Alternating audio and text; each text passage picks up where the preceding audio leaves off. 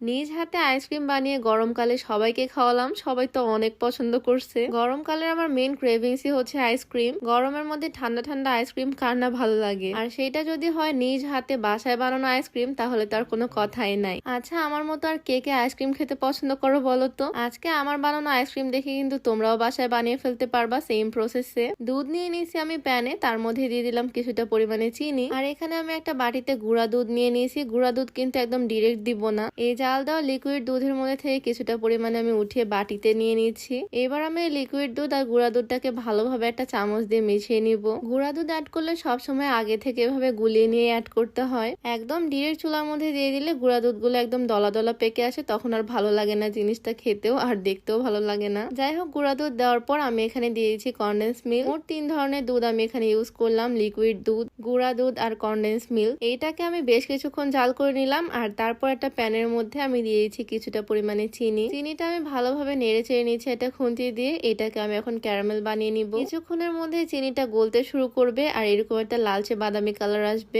একদম যখন লিকুইড হয়ে আসছে তখন আমি ঢেলে দিলাম মেইন দুধের মিশ্রণটার মধ্যে এই ক্যারামেলটা দিয়ে ভালোভাবে আমি মেইন মিশ্রণটা মিক্স করে নিয়েছি। কালারটা দেখো কি সুন্দর আসছে, কালারটা জাস্ট দেখো একদম বাজারে কুলফি মালাইয়ের মতো হয়েছে না? টেস্টটাও কিন্তু সেম ওইরকমই আসবে, খেতে অনেক টেস্টি হবে আইসক্রিমটা। তো বেশ কিছুক্ষণ হলো জ্বালিয়ে নিয়ে এটাকে আমি রেস্টে রেখে দিব। আর তোমাদের যাদের পায়েস নিয়ে সমস্যা, লজ্জায় কাউকে বলতে পারো না, তোমরা চাইলে কিন্তু এই পায়েস কেয়ার সফট ড্রিঙ্কসটা ট্রাই করতে পারো। এটা বিএসটিআই কর্তৃক অনুমোদিত হয়, এটাতে কোনো রকমের সাইড ইফেক্ট নাই। এটা পায়েসের সমস্যা ভিতর থেকে সমাধান করে, গ্যাস্ট্রিকের সমস্যা দূর করে, মাত্র 4 থেকে 5 দিনের মধ্যে এটা রিল্যাক্স ফিল করায়। তো এই পায়েস কেয়ার সফট ড্রিঙ্কটা তোমরা পেয়ে যাচ্ছ haven of proven beauty Facebook page থেকে। তাদের পেজটা আমার ডেসক্রিপশনে মেনশন করে দেওয়া আছে, চাইলে তাদের পেজটা ভিজিট করে আসতে পারো। আর এই প্রোডাক্টটা পারচেস করে পাইলসের মতো কঠিন সমস্যার সমাধান করে ফেলতে পারো। যাই হোক, এদিকে আমি আরেকটা প্যান বসাই দিলাম চুলাতে, আর এর মধ্যে দিয়ে দিলাম কিছুটা পরিমাণে কাঠবাদাম। আমার বাসায় কাঠবাদাম ছিল তাই আমি এটা ইউজ করতেছি। তোমরা চাইলে কাজু বাদাম বা চীনা বাদাম দিয়েও করতে পারো, আবার চাইলে বাদাম ছাড়াও করতে পারো। বাদামগুলোকে হালকা টেলে নিয়ে আমি কুচি কুচি করে নিচ্ছি, আর এই বাদামের কুচিগুলো আমি মেইন দুধের মিশ্রণটার মধ্যে দিয়ে দিলাম। আমার কাজ অলমোস্ট ডান, আর কিছু করতে হবে না। কিছুক্ষণ জ্বালিয়ে নিয়ে এটাকে আমি ঠান্ডা করতে রেখে দিলাম। যখন একদম ঠান্ডা হয়ে রুম টেম্পারেচারে চলে আসবে তখন আমি আইসক্রিমের মোল্ডের ভিতরে এগুলো ঢেলে দিব।